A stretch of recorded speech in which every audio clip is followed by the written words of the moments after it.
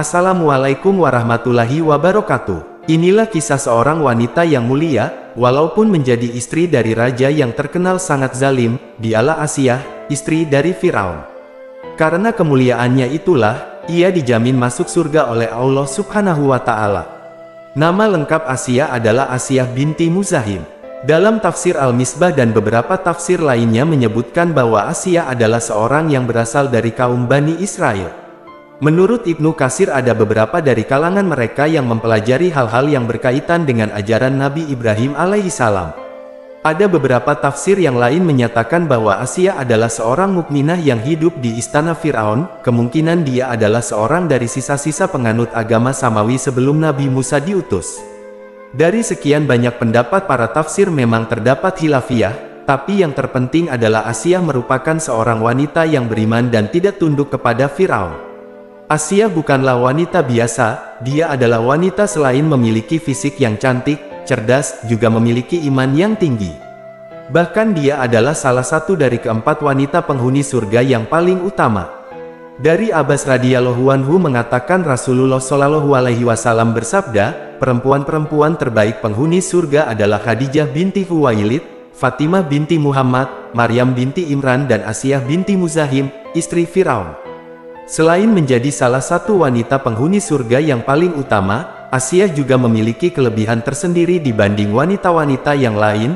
Hal ini ditegaskan dalam hadis Bukhari dan Muslim dari Syu'bah dengan sanadnya dari Abu Musa al-Asy'ari bahwa Rasulullah Shallallahu alaihi wasallam bersabda, laki-laki yang sempurna banyak, sedangkan wanita yang sempurna hanyalah Asiyah istri Firaun dan Maryam binti Imran, dan sesungguhnya kelebihan Asiyah daripada wanita lain adalah seperti kelebihan makanan sarit, jenis roti terbaik atas segala makanan. Suatu hari kecantikan Asiyah dan beberapa kelebihannya terdengar sampai ke telinga Firaun. Hal ini membuat Firaun tertarik, dan ingin melamar Asiyah dengan mengutus seorang menterinya. Ternyata lamaran itu ditolak oleh Asiyah dan keluarganya. Mendengar lamarannya ditolak, Firaun sangat murka. Kemudian Firaun menyuruh tentaranya untuk menangkap kedua orang tua Asiyah, dan mengancam akan membakar mereka jika Asiyah tidak mau menerima lamarannya. Karena tidak tega melihat orang tuanya disiksa, akhirnya Asiyah pun terpaksa menerima lamaran Firaun dengan mengajukan beberapa syarat. Salah satu syaratnya adalah Asiyah akan menghadiri acara-acara Firaun, tetapi tidak tidur bersamanya. Firaun pun setuju, karena jika tidak, maka Asiyah lebih memilih mati dibunuh bersama kedua orang tuanya. Akhirnya Asiyah menikah dengan Firaun. Tentu Asiyah sangat sedih karena Firaun bukanlah suami yang beriman dan bertakwa kepada Allah. Dalam menghadapi fenomena yang menyedihkan, manusia pada umumnya suka mengeluh, tapi tidak dengan Asiyah. Dia adalah sosok wanita yang tidak pernah mengeluh meskipun terpaksa menikah dengan Firaun, meskipun tinggal di tengah-tengah iklim istana yang serba mewah dan lengkap, ia tidak tertarik dengan itu semua.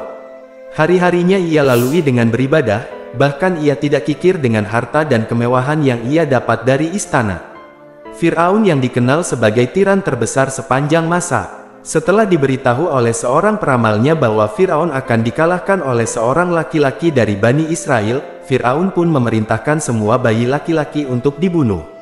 Al-Quran menggambarkan kehidupan Bani Israel yang mengerikan dalam salah surah Al-Baqarah ayat 49, ingatlah ketika kami menyelamatkan kalian dari pengikut Firaun yang menimpakan siksa yang berat kepada kalian, mereka menyembelih putra-putra kalian dan membiarkan hidup putri-putri kalian, yang demikian itu merupakan cobaan besar dari Tuhan kalian. Ketika Nabi Musa lahir, sang ibu pun ikut mengkhawatirkan nyawanya. Namun, Allah Subhanahu wa Ta'ala meyakinkannya bahwa dia akan aman, dan menyuruhnya memasukkan sang bayi ke dalam keranjang, serta menaruhnya di sungai Nil. Dalam surah Al-Qasas ayat 7 disebutkan, dan kami ilhamkan kepada ibunya Musa, susuilah dia Musa, dan apabila engkau khawatir terhadapnya maka hanyutkanlah dia ke sungai Nil, dan janganlah engkau takut dan jangan pula bersedih hati, sesungguhnya kami akan mengembalikannya kepadamu, dan menjadikannya salah seorang rasul. Suatu hari ketika Asiyah sedang duduk di taman bunga melati. Saat itu pula, pada dayang istana tengah merendam kaki mereka di sungai. Tiba-tiba, sebuah peti kecil menyangkut di kaki mereka. Seketika itu juga mereka membawa peti tersebut kepada Asiyah. Kemudian, Asiyah pun membukanya. Setelah dibuka, Asiyah melihat seorang bayi mungil di dalam peti tersebut.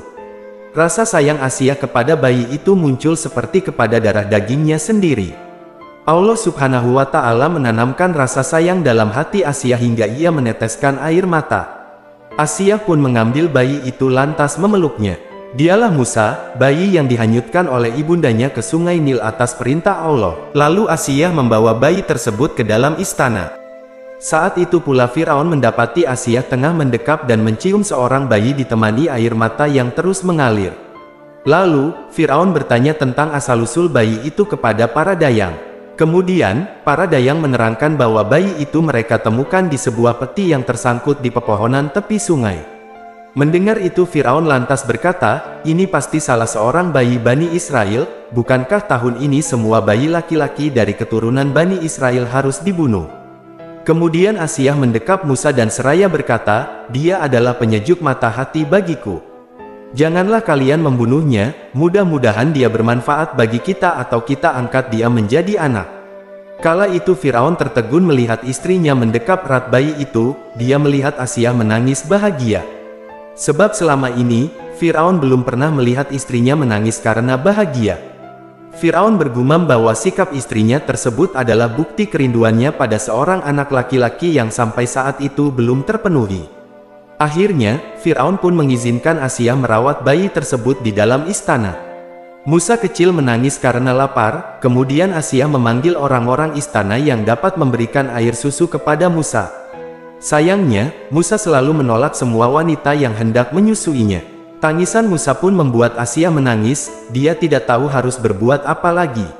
Kemudian datanglah Maryam binti Imran yaitu saudara perempuan Nabi Musa, ia menemui Asia sambil berkata, "Apakah kalian mau aku tunjukkan sebuah keluarga yang dapat menyusui serta merawatnya dengan baik?"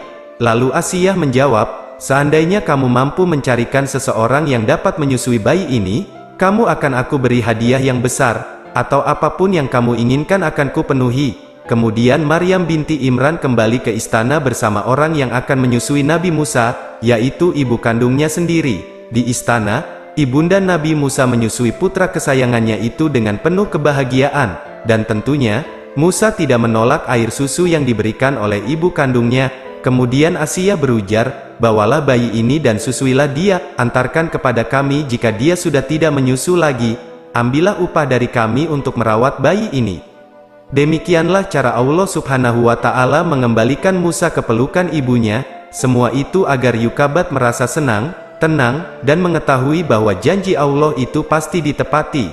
Dengan hati berbunga-bunga, Asia berkata kepada Yukabat, "Aku senang melihat putraku. Aku titipkan buah hatiku ini kepadamu dan tolong kembalikan lagi kepadaku suatu hari nanti. Aku telah menitipkan anakku kepada orang yang amanah dan dapat melindunginya dari bahaya, dan aku akan memberi hadiah kepadamu selama dia berada dalam perawatanmu hingga dikembalikan kepadaku." Saat Musa dikembalikan kepada Asia, dia merasa sangat bahagia dan bangga. Bahkan, kebahagiaan dan rasa bangganya itu kian bertambah. Kemudian, Asia membawa Musa ke kamar Fir'aun dan meminta sang suami untuk menggendongnya. Ketika Fir'aun menggendong anak laki-laki yang masih kecil itu, tiba-tiba Musa menarik jenggot Fir'aun. Mengetahui hal itu, Fir'aun lantas menurunkan Musa dari gendongannya. Lalu, para pemuka istana berkata kepada Fir'aun, "Apakah Anda tidak melihat apa yang Tuhan janjikan kepada Ibrahim, bahwa keturunannya akan menggulingkanmu? Karenanya, serahkan saja anak kecil itu pada Algojo agar mereka membunuhnya." Kemudian Asia datang menemui Fir'aun dan bertanya kepadanya, apa yang telah dilakukan Musa. Lalu Fir'aun dengan geram menjawab, "Apakah engkau tidak melihatnya, dia hendak mengalahkanku?" Lalu, Asia berkata, "Dia masih kecil yang belum bisa membedakan sesuatu, coba letakkanlah 2 bara api dan 2 permata, lalu dekatkan kepadanya. Jika dia memilih 2 permata lantas menghindar dari 2 bara api itu, berarti dia sudah bisa membedakan antara yang benar dan yang salah. Namun, jika dia memilih 2 bara api dan meninggalkan 2 permata, berarti dia belum bisa membedakan antara yang benar dan yang salah." Tatkala 2 benda tersebut didekatkan kepada Musa, dia mengambil 2 bara api sehingga kedua tangannya hampir terbakar. Kemudian Asia bertanya, "Apakah engkau tidak melihatnya?" Sebenarnya saat itu, Allah lah yang menggeser tangan Musa ketika dia hendak mengambil 2 batu permata tersebut. Karena kejadian itu, Musa tetap tinggal di istana. Di sana, dia dihormati, disegani, dan disenangi oleh siapapun. Namun, ketika beranjak dewasa, Musa pergi meninggalkan Mesir. Karena ia dituduh membunuh seseorang oleh pasukan Firaun dan Musa takut ditangkap dan dibunuh oleh mereka. Akhirnya Nabi Musa pun meninggalkan Mesir secara diam-diam hingga sampai di negeri Madian. Di sanalah beliau berpasrah diri kepada Allah Subhanahu wa Ta'ala agar diberi petunjuk. Di Madian, beliau tinggal selama 20 tahun. Tatkala hendak kembali ke Mesir, Allah mengajaknya berbicara secara langsung di pegunungan Sinai. Di tempat itu pula Nabi Musa mendapat wahyu dari Allah Subhanahu wa Ta'ala untuk disampaikan kepada Firaun, dan perintah untuk mengeluarkan Bani Israel dari Mesir agar terhindar dari kejahatan Firaun dan tentaranya. Selain itu, Allah Subhanahu wa Ta'ala juga memberi Nabi Musa 2 mukjizat untuk membuktikan kenabiannya. 2 mukjizat itu adalah sebuah tongkat yang dapat berubah menjadi ular, dan telapak tangannya bisa memancarkan cahaya yang terang benderang. Mukjizat tersebutlah yang membuat para penyihir Firaun tunduk kepada Nabi Musa dan mengikuti ajarannya. Dalam kitab Uqudul Lujain, Syekh Nawawi Al-Bantani menceritakan hikayat keimanan Asiyah juga berawal dari Nabi Musa alaihissalam berhasil mengalahkan tukang sihir suruhan Firaun. Asiyah yang menyaksikan peristiwa tersebut akhirnya jatuh cinta pada ajaran Nabi Musa. Mukjizat telah terbentang, dan kebatilan terbukti gugur di hadapan kebenaran tauhid. Istri Firaun tersebut pun mantap menyatakan beriman. Saat Firaun mengetahui bahwa Asiyah beriman kepada Allah dan Rasul-Nya, Firaun betul-betul tidak terima dengan keputusan istrinya. Ia membuat pasak-pasak untuk istrinya dan mengikat tangan dan kakinya, kemudian ia menyiksanya di bawah terik matahari. Namun, siksaan Firaun justru kian meneguhkan keyakinannya.